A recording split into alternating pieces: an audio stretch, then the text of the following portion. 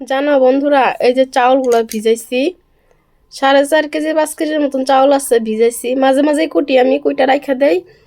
তোমার কোনো সময় চাপড়ি গোলা রুটি বানায় খাই, কোনো সময় রুটি বানায় খাই, কোনো সময় সাদা পিঠা বানাই, তারপরে বড়া ছড়া খাই। তো এর জন্য আমি এনি টাইম গুঁড়া কুইটা রাখি আর কি। তো কুইটা রাখি মানে যখন যেরকম পিঠা খাইতে ইচ্ছা করে খাই আর কি। পিঠা রুটি খাই, গোলা চাপড়ি বানায় খাই, এক এক সময় একটা জিনিস বানায় খাই। তো আমি কুইটাই থেকে এরকম 5-7 কেজি একবারে কুটি।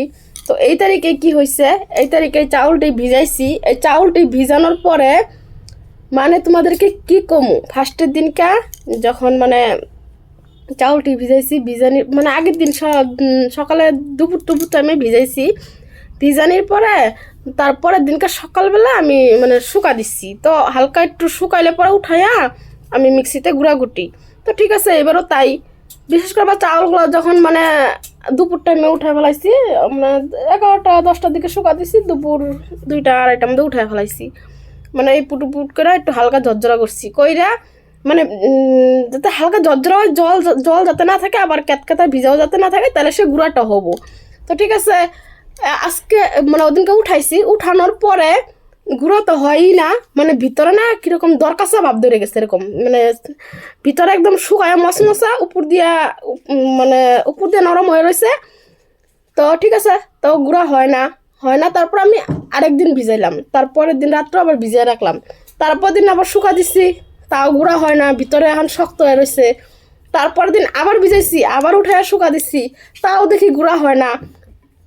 তারপরে আজকে আবার লবণ টবণ দিছি, দিয়া কি করছি কইরা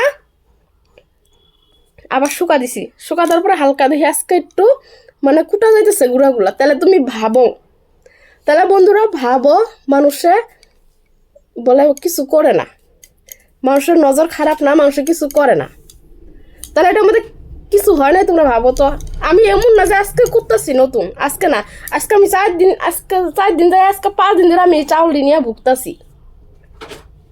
কেউ কইলে বিশ্বাস করবো না, আজকে 5 দিন থেকে আমি এই চাউলটি নিয়ে ভুগতাছি। আমি আগের দিন রাত্রে ভিজে তুই পরের দিন একটু শুকা দিয়ে আমি গুঁড়া গুটা ফেলাই, একবারে 5-7 কেজি করে গুটি আমি এই মিক্সির মধ্যে। ওখানে আমি 4.5 কেজি চাল ভিজে আজকে 5 দিন ধরে ভুগতাছি। তাহলে মানুষকে কিছু করে না, মানুষকে কিছু জানে না। আমার এই গুঁড়াগুলারে খায়া থুয়ে দিচ্ছে কেউ, তাছাড়া এরকম হইতে পারে? আতপ চাউল আগের দিন ভিজাইলে পরের দিন কি সুন্দর মানুষের বানায় ফেলায়, হ্যাঁ, পাটায় বাইটাও বানায় ফেলায়, আর একটু মিক্সির মধ্যে হইতেছে না। তাহলে তোমরা বুঝো এখানে মানুষে কিছু করছিল কি না।